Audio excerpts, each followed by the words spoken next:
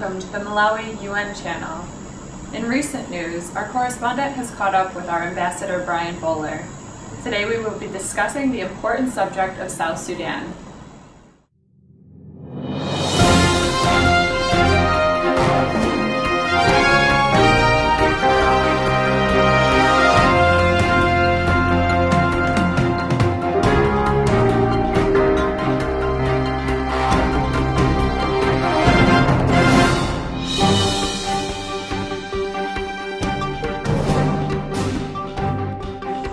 The President of Sudan, Salva Kiir, speaking at the General Assembly in the 66th session. It's the first time. Where are going with South Sudan now? Well, thank you very much, Mary, for that question. Indeed, it was a great honor for South Sudan to join the world politics and world family of the United Nations.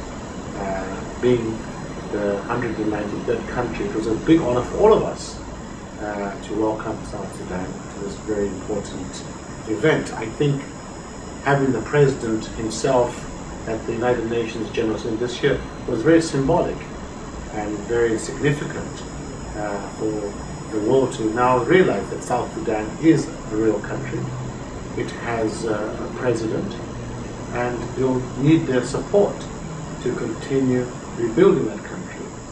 What happened now that they stay inside the United Nations? Well, basically they will be able to participate on world politics on the international arena. Being a member of the United Nations is a critically important achievement for a country in order for it to participate in a structured manner. But South Sudan is quite unique because most countries that come from war, we talk about reconstruction of a country. And South Sudan had very little infrastructure whilst they were at war. So it's more of construction of the country from the very beginning.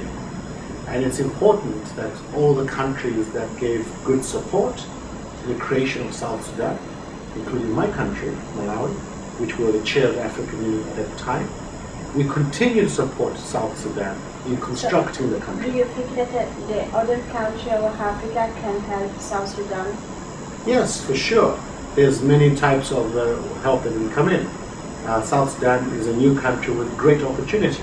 Business is a great way of associating with South Sudan, where other African countries can trade with South Sudan, invest in South Sudan, and create a prosperous economy. South Sudan is very rich in many minerals, particularly oil. So I don't think there will be short of strategic investors. The Americans are already very keen to invest in South Sudan, particularly in the oil industry. But also South Sudan has to be a good neighbor, and therefore the neighbors around Sudan, South Sudan, would see it that the investment goes cross-border. We in Malawi are very pleased at this achievement, and we will always appeal to the countries that wished South Sudan good luck, that we've now put our money where our mouth is and help them construct the country, because there was very little infrastructure after many, many years of war. Do you signed just today a diplomatic relation with South Sudan? Can you talk about this, please? Yes, today is another milestone in the journey that we are creating between our relationship with the latest and newest country in Africa and in the world, South Sudan, where today Malawi signed official diplomatic ties with the government of South Sudan. So not only were we there at the beginning of the creation of the country, Malawi was also there when we welcomed the new president, because I was chairing the session of the General Assembly when the president came in and presented his first maiden speech to the United Nations as president. And we now have diplomatic ties, so I'm very pleased as ambassador to have been part of the journey of success of South Sudan. Do you think that this is a new step for Africa? Well, it's a welcome step for Africa. I believe countries that have gone through conflict and find peace, this is something we should cherish. I feel that countries that want self-governance in a manner where the majority of the people would like to be ruled by their own kind, by their own rules, that's also encouraging. That's why we're having the challenges of the Middle East in the Palestine-Israeli situation. But it is a very welcome development that South Sudan will be governed by the people of their own choice. Thank you very much.